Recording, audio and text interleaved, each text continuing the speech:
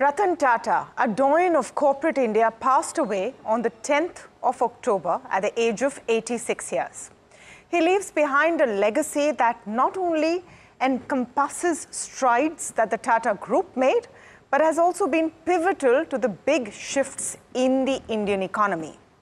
One individual who's had an insider view of some of the most crucial decisions made by the Tata Group is speaking with us today. This conversation aims to get a better understanding of who Ratan Tata was, what made him tick, and why did he make the decisions he did. Whether it was the acquisition of Jaguar Land Rover, steel major Chorus, development of the Nano, or the foray into aviation. My guest on the show is someone who has worked with him closely for over 15 years. She's had an insider view of those crucial decisions and who the man really was. Her company handled public relations for the Tata Group between 2000 and 2012. Niira Radia, who was the chairperson of Vaishnavi Corporate Communications during the most critical time when the Tata Group decided to consolidate its brand at a group level. She also remained a dear friend and close confidant till his last. This is her first interview in over 12 years and the first one ever on the Tata Group. Niira Radia, welcome to the show. It's a pleasure to speak with you. Let me start, I think, with a question perhaps most viewers have on top of their mind. How come you've agreed to speak after so long? And of course, thank you for speaking with us. Thank you, Tamanna. Thank you for asking. I think it's what Ratan would have wanted me to do.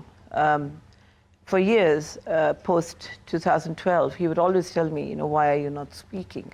Why are you quiet? Why should you not speak? And I would say, well, I think it's better left. A lot of things are sometimes better left unsaid.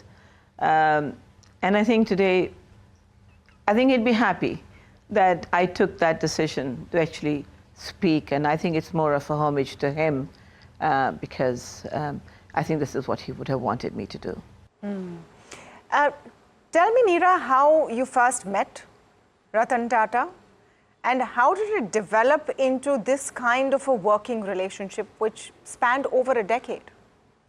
It was a very interesting meet. I come from a background from aviation. Well, my father was in aviation and we were consultants to Singapore Airlines, and at that time the Tata Group was looking to enter aviation and Singapore Airlines was their partner. During that time, they had taken a decision to bid for Air India. This was in 98, 99, I think, during the Vajpayee government.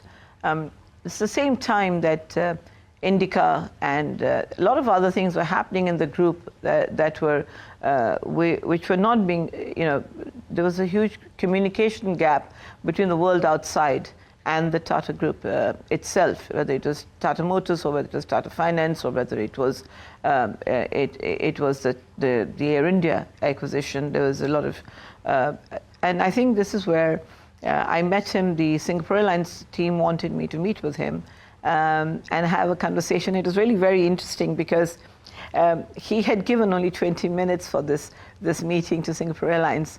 And I remember Ishat Hussain was present in that meeting and so many others from the Tata Group, about 4 or 5 of his colleagues. I have to say that that one meeting between Ratan and me lasted almost 3 to 4 hours. Was it difficult to have the mandate to handle public relations for someone who just seemed to dislike public appearances? I mean, we were counting the number of interviews Mr. Ratan Tata has done, and I think major ones would be on one hand, a handful of them. Was there ever this conversation where you would say you need to appear more in the public domain? How was that happening? Did he not like these public appearances? Was he a very shy individual? He was certainly a shy person. And I think he was shy by choice. He was a person who liked to get on with doing things, more importantly than speaking about them. But it was a time when the group was consolidating and it was necessary for the group to speak. It was very important for the group to speak. There was his vision, something that he had written when his mother was in hospital looking after his mother and before she passed away, and he had done this entire plan for industrialization and globalization. And it was never talked about. People didn't understand it. Subsequent to that, everybody carried. There's a lot of PR, and then it got public. We ensured that it was known to the world at large as to where his vision was coming from. Just trying to get a sense of what was the style of decision making. Was it a top-down approach? Was it collaborative? Because big decisions were being made, and for a group of that size, for things to move in one direction, it can be painful. Give us an insight into how the man functioned. Well, he was a visionary. He was a dreamer and a visionary. India was his national pride. He was very proud. He was a hardcore nationalist at heart. He loved his country. And he loved the people. And I think when he had to take decisions for the company, then Tata Group played a significant role in the industrialization of India. So I think when he had to take those decisions, he had a vision. And when I said he had that vision, this was the plan that he had put together, which was about extending industrialization beyond what was there, what was built through the Jamshedji era or the Jayadi era, and he had to go one step further. But then it was so important to globalize. And why did he need to globalize? And the importance, and in one line I remember him telling him, the only reason I need to go into, we need to do globalization is so that we can bring the technologies back into India and upgrade our own platforms and our own companies, so that we can make better platforms. So JLR, Land Rover, was one of the most one of such reason. Design. It is remarkable. It's one of the most it's a luxury brand, but it was but its ability and its research and its design was what he was an avid lover of design. Ratan was an architect. Is that why we saw so many British acquisitions? So one for the tech and the other a bit of national pride? No, Tamanna, there was So Chorus was, JLR was a great success. It upgraded I would say also upgraded the industry platforms as well. I think the automobile industry after this whole acquisition itself upgraded itself, and we saw, look at what we have today. It's wonderful, and that's his contribution, and the industry participated in that as well in many ways in their own companies to be able to upgrade. So he set the tone. Chorus was a decision that was which I think he felt was good for it. It was good for his companies. Fought hard. Remember when he did Chorus, we were also in the middle of the Battle of Nano in West Bengal. He took a decision. Can I come to Chorus after coming to Nano, because it correlates in some way? If it's Sure. okay with you, Sure, Tamanna. of course. So we were in West Bengal, and he was in the midst of two very, very critical decisions. There was a bid going on as far as Chorus was concerned. At the same time, there was a big battle for why the 1 lakh car should not be in West Bengal, because people didn't want it there. His choice to choose Bengal was his dream of industrialization, to industrialize the state, which needed industrialization. I won't come to the business part or the business reasons for it. Subsequently we saw something else, and I don't want to come to that. But I think what Nano did, you've got to look at him from he was a dreamer. What did he want? He wanted something for the common man, so that he didn't sit on a bike. Forgive me for saying this, but he didn't want people to get wet in the rain and be in a car and be safe. Yeah. That's all he wanted. That it couldn't achieve its price point of 1 lakh. 1 lakh was something I remember an interview he had with one of the leading newspapers from the UK. And I was present in that meeting when this first thing was mentioned, that I want to make a 1 lakh car. And we all looked at him in amazing, shock, and said, 1 lakh, because he hadn't talked about the number. He'd said, I want a car for the people. But at that time, he had never given the number that it was going to be 1 lakh. And I remember that was subsequently a lead story in I believe it was the Financial Times in the UK. So I have to ask. So the Nano was there. I'm so sorry, I have to ask. So the decision was to make a car for 1 lakh rupees so that common people could use it and then work backward to how it would actually happen? It's surprising to me that even you didn't know it was going to be a 1 lakh car. In the interview, it just was just a natural flow. And sometimes, you think, he has, I'm sure he had, like you and like us, we all have many dreams. He had a dream, and his dream was for the people. It was always for the betterment of people, and always for the betterment of people of India. So I think this 1 lakh number was there because I think he would have done his maths at that time to say that, can I do it? There was criticism to it after that, and I don't wish to go into that. But so be it. He look at the man. The man had a dream. He had a vision. He wanted to do something for the common man, and I think that was what was more important. Was he disappointed when the Nano didn't work out as he had hoped? That the 1 lakh car didn't take off? Yes, he was disappointed. He was disappointed. Yeah. No, I think the price point changed subsequently, as you know. But I want, Tamanna, I do want to get into the business side of the story. I want to stay focused to who he was and why he did. Which is I'm asking. And if I look at this, which is why I'm asking, how did he respond? So he's, of course, he was a dreamer. He was a visionary, and sometimes these visions work out, these dreams work out, and sometimes they don't. Many of them were successful, some weren't. How did he respond or react when something he had hoped for didn't quite work out, as it often does in life? There are factors to this, Tamanna. Let me come to that and put it into context. When he went into West Bengal, it was because he felt West Bengal needed to be industrialized. He took a decision to be in West Bengal because it needed it. It needed jobs. It needed, something like this would have given a great fillip, because that whole road from Calcutta to Singur is a road in a stretch that would have developed extremely beautifully, just like when the Nano then shifted to Gujarat. Sanand, today Sanand is like Gurgaon. What I'm trying to say is that it is a time lag. It took a long time because there was a huge repercussion within the political. He was not, the fight was never about Ratan or never about Nano or about the Tata Group. The fight was, it was a political fight, and he just got caught in it. But he chose Singur as a place which was the constituency of the then opposition leader. And I think rightly so, because what is this telling you? This is telling you he always just wanted to take everybody along with him. But I think the time lag caused the challenge on its price point, would have been definitely a reason. Subsequent to that, it took us almost, I think, 18 months to 2 years, almost, I think, about 18 months.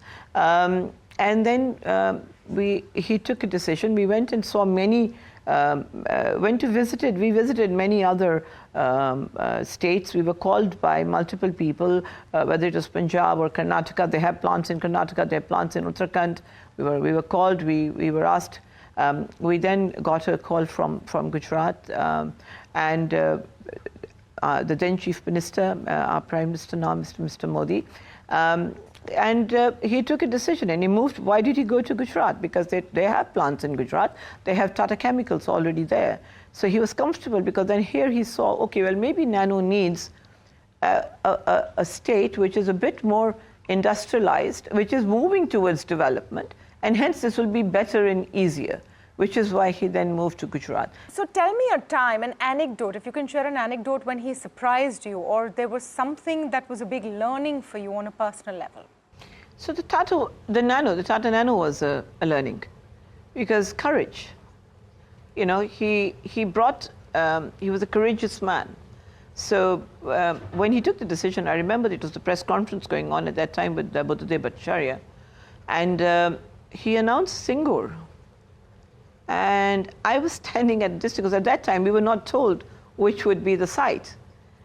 And I think it really surprised me, because we knew that was the,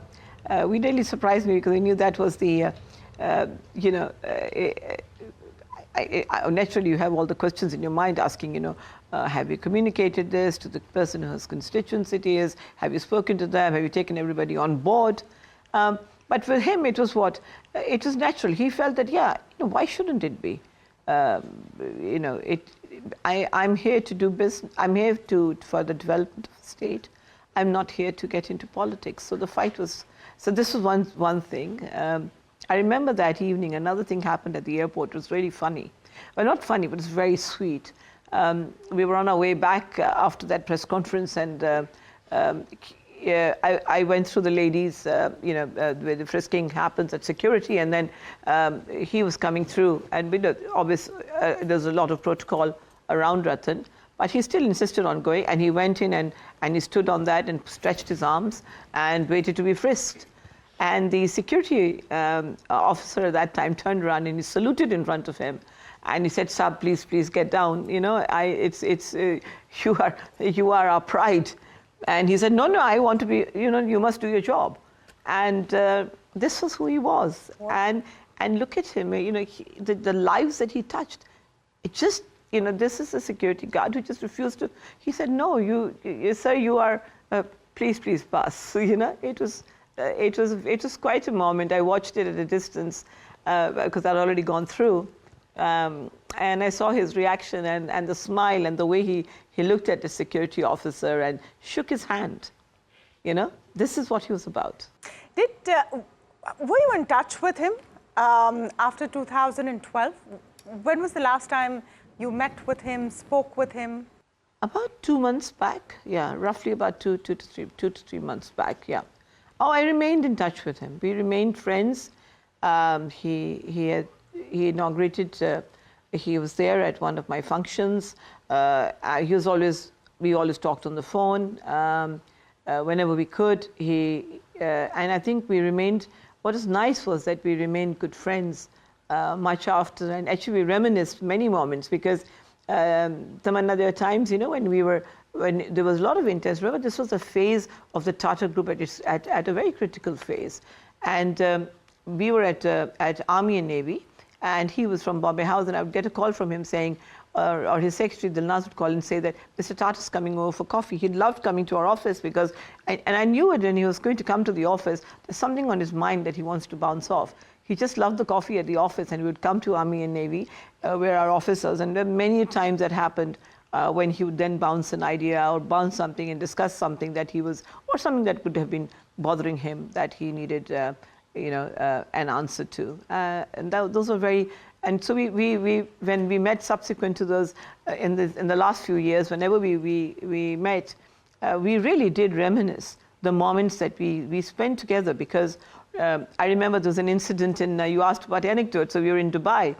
Krishna Kumar was there, and a couple of other Tata people. We were in I can't remember which mall it was, but this gentleman, that was a time when the Indica thing was still going on. There was still uncertainty. We had just taken on the mandate. There was still uncertainty about, is Indica going to be a success? And there was a lot of, the Tata Motors had lost losses of X, front page headlines and stuff like that. This is just before we got into the mandate, and then this is a few months later. And then this gentleman in Dubai came up to him in the mall and said, Sir, I have an Indica. And he looked at me thinking somebody's going to complain. But the gentleman said, "Sir, no, I love your car. It's lovely. I bought the car, and I bought a Tata car." And and again, he loved shaking hands, and he shook his hand, and he was so happy to hear that. The joy on his face was so amazing. And then when he walked away, he said to me and Krishna Kumar, "See, they like it. The others have a comment, but they like it." Yeah. And this is what he was all. This is, so it was nice. So he was inside. There was this, this man who, who did things from the heart and wanted people to like what he did. He wanted them to, he didn't do it for himself. He did it because he wanted others to do well and to be successful and to own, you know, like I said, good cars and have a comfortable life. Yeah, yeah. He had great joy in that. He would, you know, I mean, just look at the way he did that with, you know, with dogs. And I have one very funny incident, which I can I share that? Of course, about the dog? Of course. We were we were at our guest house in Bombay when we had to shift to Bombay because of the mandate. A lot of our professionals. So we had a dog which was a stray dog, and he said, "Look, you know, will you look after this dog?" Because he would have so many stray dogs, and he said, "Would you look after this dog?" And I said, "Certainly. We have a guest house. We'll look after this dog."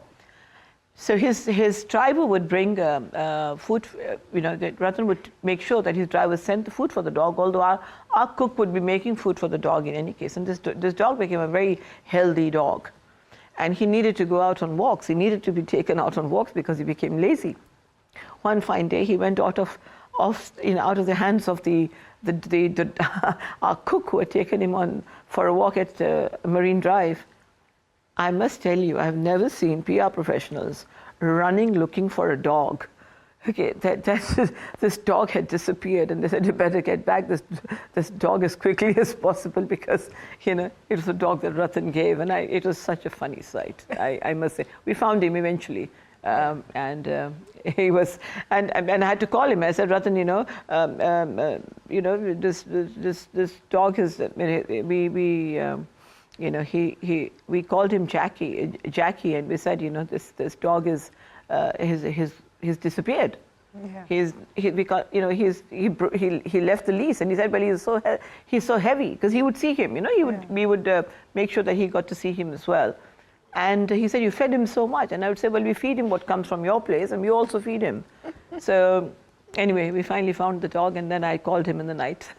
So you had to report. So you had to report back that Jackie was all right. Those must have been some nervous hours. It would be wrong. No.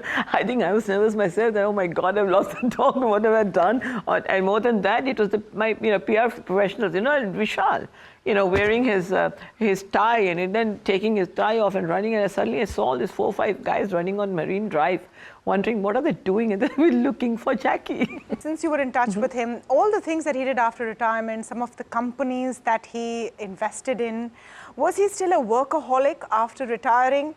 Was he very involved or excited about these new ventures? Did he discuss it with you? You know, he wanted, when he retired, he did say that I would like to bring young entrepreneurship to, you know, I would like to invest with young entrepreneurs and encourage them. So this was his thought. So if you look at it, he was always wanting to do things for other people.